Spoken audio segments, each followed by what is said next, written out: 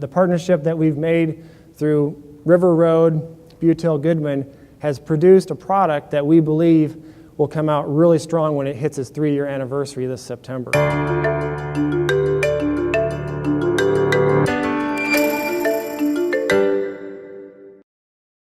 I'm John Kearns, CEO of NEI Investments.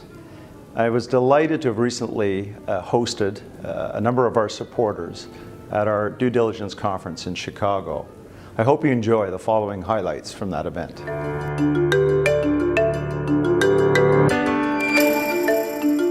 The Tactical Yield Fund was a concept where NEI came to us saying, hey, we've got an idea. We would like for you to produce a fund that would give a distribution of 5-year GIC plus 2% and to also outperform on a total return basis. And by the way, we like you to not lose any money. And we were going, wow, that's a 3-pronged objective. Normally you manage a fund with just a total return objective.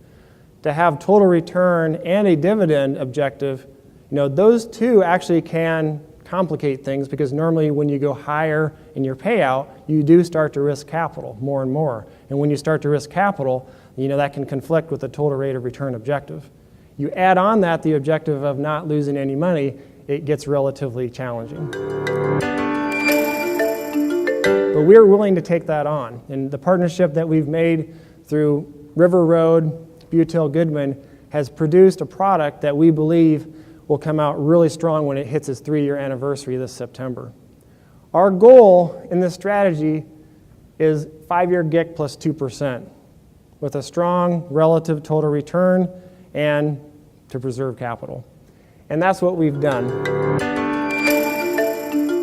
We have 4 major asset classes that we invest in. High yield bonds, River Road's dividend all-cap value equity, Butyl Goodman's Canadian Equity Fund, and Canadian Fixed Income that we manage out of our Toronto office.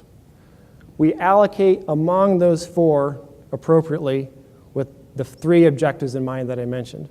And you'll see this is year end, but our yield at year end on the far left exceeded that of our goal. The benchmark, by the way, that we use is high yield bonds, 40%, U.S. dividend paying equities, 30%, Canadian investment grade fixed income, 20%, and then Canadian equities, 10%. So that as a benchmark is our total return objective. So with this, we have specialization for each asset class. So it's not 1 or 2 people trying to be an expert at all the 4 asset classes that I mentioned.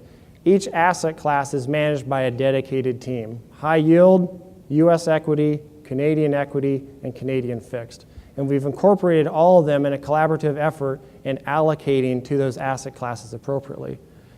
And our philosophy is, in order to do that, you cannot pay one of those asset managers based on their AUM in the fund.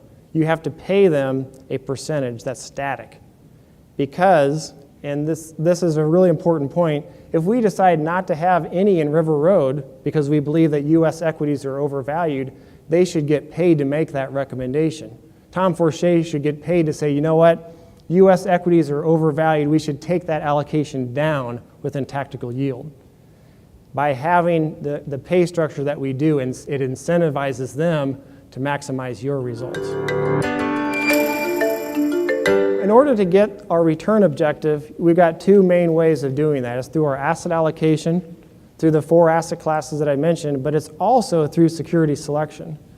And we've done a great job. I say we because it's mostly been River Road lately and Butyl Goodman have helped us outperform, not because of what we've allocated to those strategies, but by how much they've outperformed their benchmark.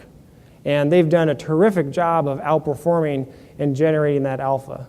So those are our 2 alpha sources. It's asset allocation, and it's also the alpha within each of those different asset classes. Now, to make those decisions, we come together every month and we have a quantitative model. Our quantitative model, it determines that model allocation, the asset allocation. It gives us a starting point. It's not the final decision. The final decision is when we come together as a team and make that decision. But the model uses different variables that are valuation variables, fundamental variables, and it spits out a result. And when we come together, we challenge it or we agree with it. We look at the opportunities within our markets and then come together to that final discussion.